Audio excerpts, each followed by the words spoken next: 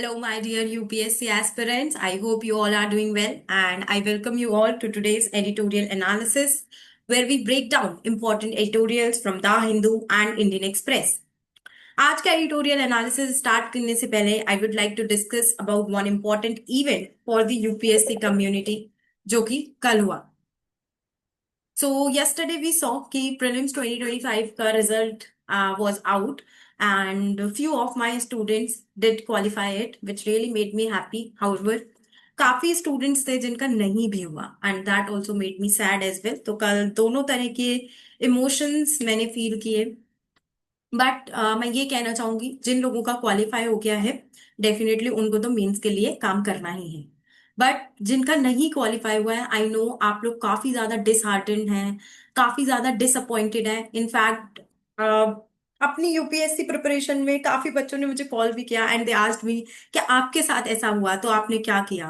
Definitely मेरे साथ ऐसा हुआ, एक नहीं एक दो बार हुआ है मेरे साथ ऐसा. तो उस सिनेरियो में हाँ काफी ज्यादा लाइक बहुत ज्यादा ऐसा उदास फील होता है, समझ नहीं आता है कि क्या करें.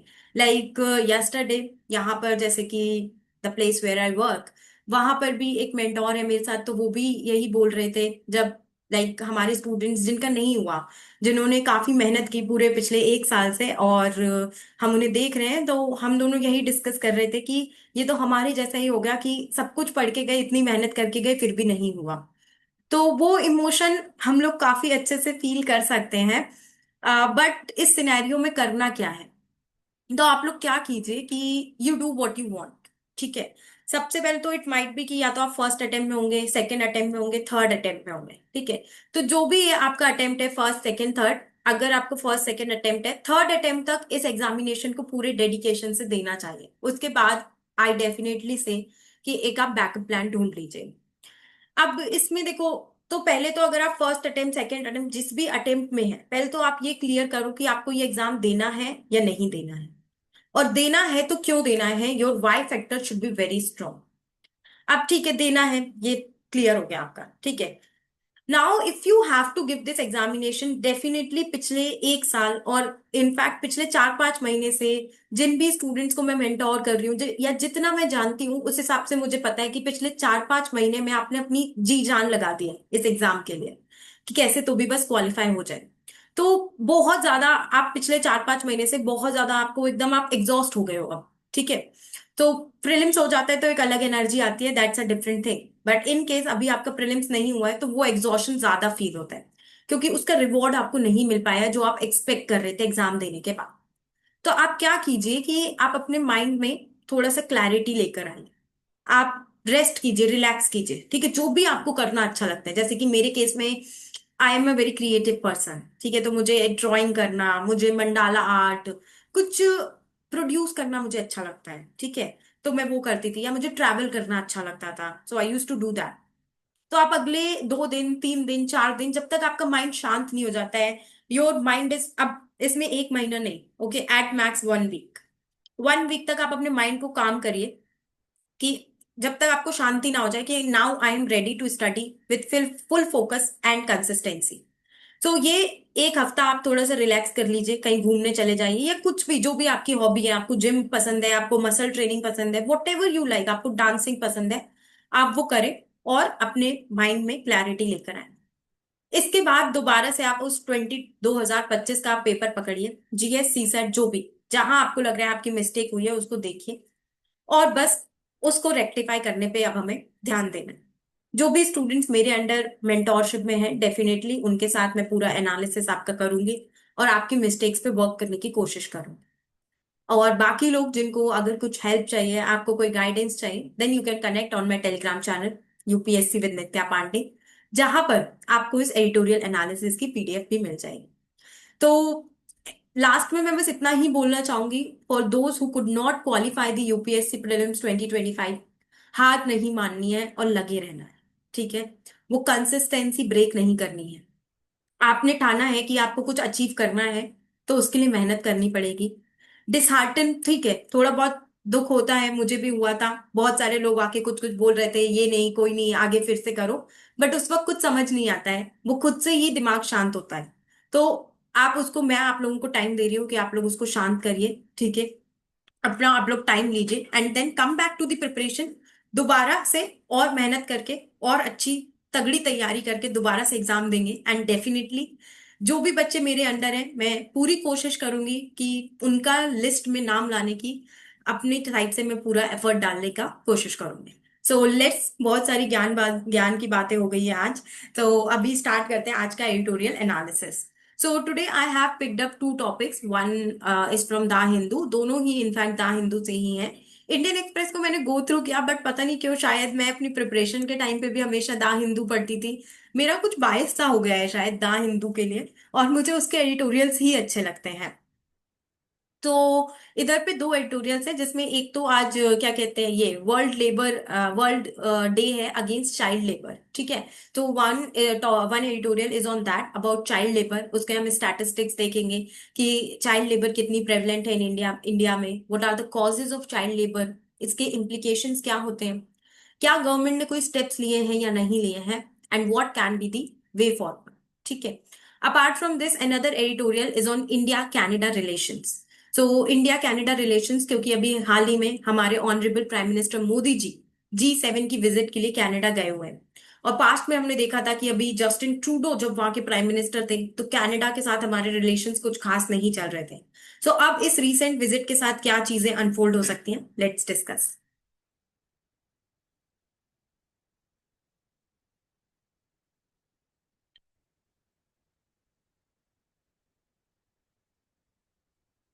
एक चीज और जो मैं कहना चाहूंगी कि काफी ज्यादा आप लोगों का सपोर्ट आ रहा है, काफी ज्यादा आप लोगों के बहुत ज्यादा अच्छे रिव्यूज आ रहे हैं regarding this editorial analysis, and which help me in making it consistently. So this is what ensures my consistency for this editorial analysis, the support that you all are giving me for this series.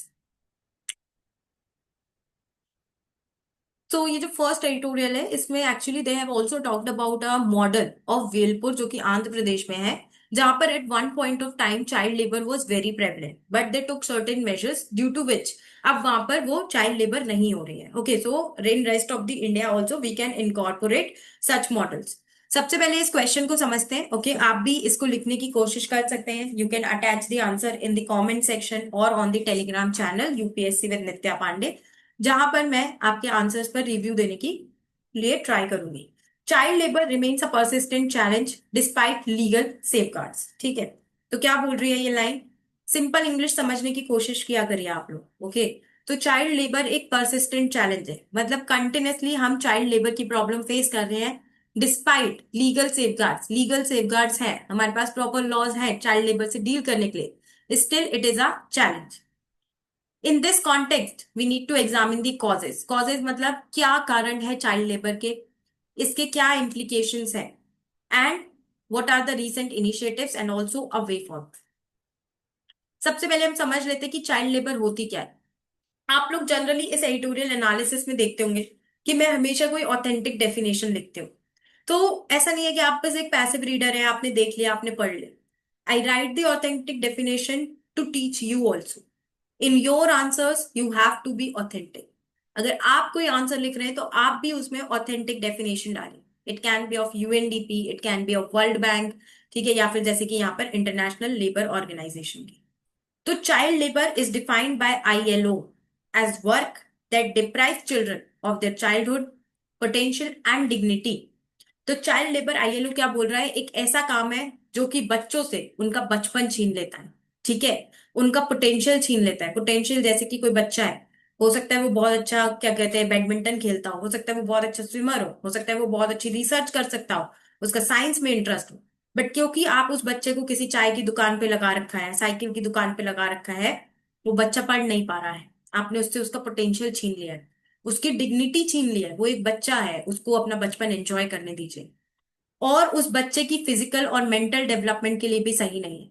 एक बच्चा just 7 to 8 years old is working at some cycle shop और at some tea shop, ठीक है, तो उसका क्या mental growth होगी when he needs to go through books, when he needs to do some physical exercise for his physical and mental development.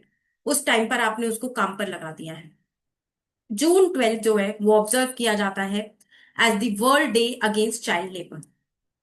Despite global efforts, global efforts मतलब विश्वीय स्तर पर, ठीक है, सिर्फ ऐसा नहीं है कि इंडिया एफर्ट्स ले रही है, अलग अलग कंट्रीज, यूनाइटेड नेशंस तक इस पे एफर्ट ले रहा है, उसके बाद भी ये परसिस्ट कर रही है और एक मेजर सोशल और इकोनॉमिक चैलेंज है।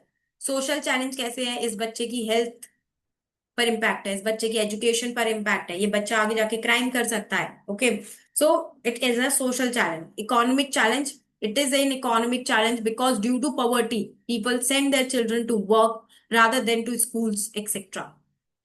ये एडिटोरियल एक तो सक्सेस स्टोरी की बात कर रहा है, वेलपुर विलेज इन तेलंगाना, जो कि इंडिया का first declared child labour free mandal है इन 2001, शोकेसिंग की कैसे कम्युनिटी पार्टिसिपेशन और sustain governmental action child labour को इरेडिकेट कर सकते।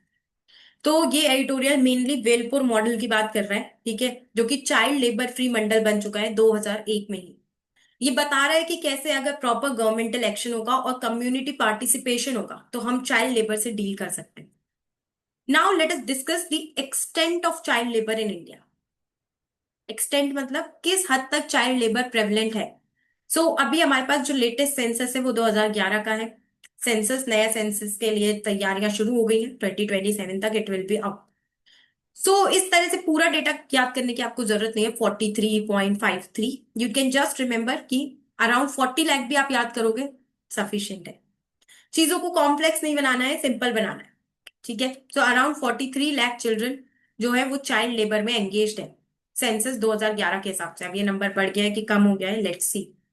आईएलओ एस्टिमेट करता है कि 160 मिलियन चिल्ड्रन ग्लोबली जो है वो चाइल्ड लेबर में, 1 in 10 globally, with Africa and South Asia worst affected. Worst affected countries कौन सी है चाइल्ड लेबर से? अफ्रीका और South Asia. Child labour India में प्रेवलेंट है किस किस सेक्टर में? जैसे कि carpet weaving, bidi rolling, brick kiln, छोटे छोटे बच्चों को ब्रिक किल में काम करा रहे हैं, एग्रीकल्चर, हाउस होल्ड वर्क, ठीक है, घर पे कई घरों में हमने देखा है घर में होता है एक Chhotu. Okay, that Chhotu is child labour. Causes क्या है चाइल्ड लेबर के? पॉवर्टी, अनएम्प्लॉयमेंट, ठीक है, गरीबी इतनी ज्यादा है, लोगों के पास एम्प्लॉयमेंट नहीं है, इसलिए वो अपने बच्चों को स्कूल नहीं भेज पाते, अफोर्ड नहीं कर पाते और उनको काम पर लगा देते हैं। Families rely on children's income for survival. Quality education, proper infrastructure नहीं है, स्कूल्स का प्रॉपर एक्सेस नहीं है, तो वो बच्चे को स्कूल कैसे भेजे? उन्हें लगता है स्कूल भेजेंगे इतनी दूर है, कहाँ है, उससे अच्छा इसको काम पे लगा देते हैं, पैसे भी आएंगे। Drop out rates tribal districts में ज्यादा है, इससे समझ आ रहा है कि वहां पर प्रॉपर इंफ्रास्ट्रक्चर और अवेयरनेस नहीं है, इसीलिए वहां पर ज्यादा ड्रॉप आउट रेट्स हैं, लोगों को एजुकेशन का बेनिफिट ही नहीं समझ आ रहा है वहां पर। कल्चरल और सोशल फैक्टर्स हैं, जैसे कि traditional skills in families, weaving pottery often push children into family work. Law enforcement भी इतना अच्छा नहीं है, जो हमारी एजेंसीज है अगर वो प्रॉपरली विजिलांट रहेंगी, घर से छोटू को बाहर निकाल कर उसको स्कूल में भेजने की जिम्मेदारी इन एजेंसीज की है, अगर ये लोग अपना काम ठीक से करेंगी तो नहीं होगी इस तरह से चाइल्ड लेबर। फिर पैंडेमिक ड्रिवन रिवर्स गेन्स, तो हमने चाइल्ड लेबर को काफी हद तक कम कर लिया था, लेकिन पैंडेमिक की वजह से दोबारा से पॉवर्टी इंक्रीज हो गई, स्कूल्स वगैरह शट डाउन हो गए, तो इसलिए दोबारा से चाइल्ड लेबर बढ़ गई। इम्प्लीकेशन, सबसे पहले तो लिटरेसी रेट पर इम्प्लीकेशंस आते हैं, बच्चे स्कूल नहीं जा रहे हैं, काम पे जा रहे हैं, तो उसकी वजह से school drop outs, academic performance सही नहीं रहती है, और जो कि अल्टीमेटली SDG 4 को अफेक्ट कर रहा है। Now one thing you must have observed that after every point either I have substantiated it with some data or an example or a SDG। तो अगर आप किसी भी आंसर में 5 पॉइंट्स लिख रहे हैं, so I would request all of you कि 3 पॉइंट्स को आप सब्सटैंशिएट कीजिए, 2 पॉइंट्स को आप किसी कंक्रीट डेटा, एग्जाम्पल, SDG से सब्सटैंशिएट करना है। हेल्थ पर इम्पैक्ट होता है, जैसे कि exposure to chemicals, long hours leads to stunted growth, injuries etcetera. जैसे कि Sivakasi fire cracker unit reported frequent health hazard among child workers. अब फायर क्रैकर यूनिट में अगर बच्चा काम करेगा, एक्सपोजर उसका होगा केमिकल्स वगैरह से, तो हेल्थ पे तो हजार्ड है। इकोनॉमी, ये जो बच्चा स्कूल जाकर ह्यूमन कैपिटल बन सकता था वो लेबर बन गया है। As per a world bank report, child labour cost developing countries over 1.5% of their GDP annually. जो लोग बच्चे को भेज रहे हैं काम पे, उन्हें तो लग रहा है कि इकोनॉमिक अर्निंग हो रही है, बट वही बच्चा अगर पढ़ लिख कर एक अच्छी जॉब करेगा तो उन लोगों के लिए भी लॉन्ग टर्म में बेनिफिट है और एक कंट्री के लिए भी है। ग्लोबल इमेज भी हमारी टार्निश होती है, इंटरनेशनल क्रिटिसिज्म फ्रीक्वेंटली आता है, over use of child labour in exports, India की क्रेडिबिलिटी हर्ट होती है on achieving SDGs etcetera. Now we will discuss some of the national and international initiatives in this direction. जैसे कि हमारे पास child labour prohibition and regulation act है, जो कि चाइल्ड लेबर प्रोहिबिट करता है below 14 years in all occupations and below 18 in hazardous occupation. 14 साल से कम का बच्चा कहीं भी काम नहीं करेगा। 18 साल, 14 से 18 के बीच के काम कर सकते हैं, बट हजार्डस ऑक्यूपेशन में नहीं। हमारे पास राइट टू एजुकेशन एक्ट 2009 भी है, जहां पर फ्री एंड कंपलसरी एजुकेशन दी जा रही है बच्चों को in the age group of 6 to 14। ठीक है। जब एजुकेशन फ्रीली इजीली अवेलेबल होगी तो लोगों को इजी रहेगा बच्चों को स्कूल भेजना, rather than sending them to work somewhere. National child labour project हम लेकर आए हैं, जो कि schools, bridge schools and rehabilitation for rescued children. International efforts भी हैं, जैसे कि ILO convention SDG 8.7 which talks about ending all forms of child labour by 2025। अब 2025 तो आ चुका है, पता नहीं हो पाएगा कि नहीं हो पाएगा। मॉडल एग्जाम्पल्स है, ठीक है, जैसे कि आपका वेलपुर मॉडल, ठीक है, जहां पर 100% स्कूल एनरोलमेंट हो चुका है, zero child labour through community और गवर्नमेंट कोलैबोरेशन।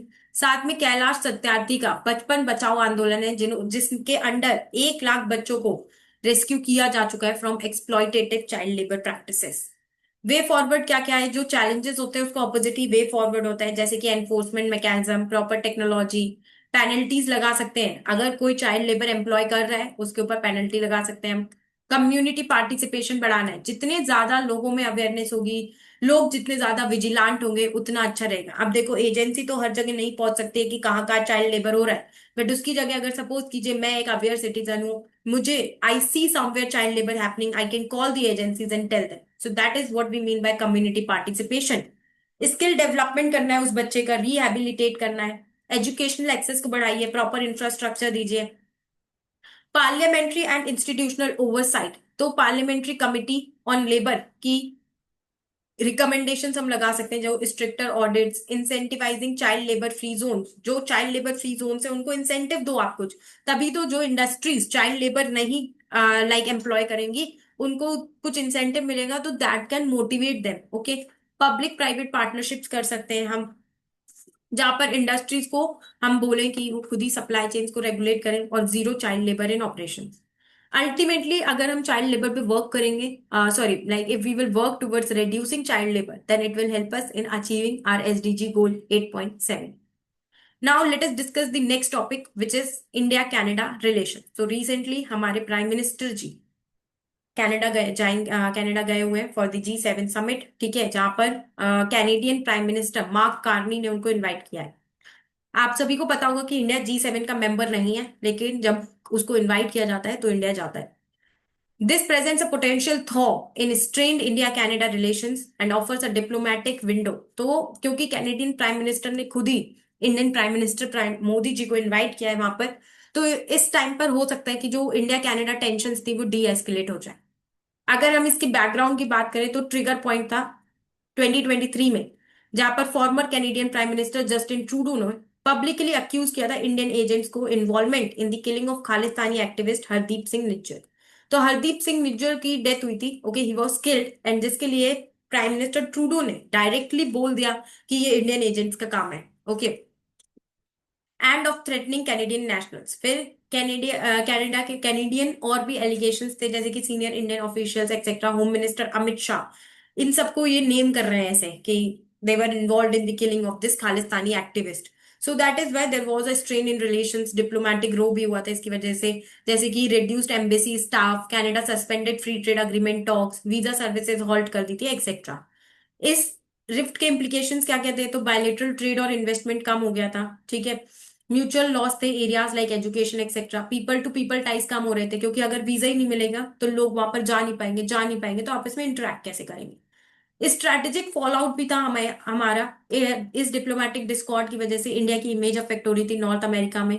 कनाडा का सॉफ्ट स्टांस खालिस्तान पे, ये काफी ज्यादा बड़ा इरिटेंट है इंडिया के लिए।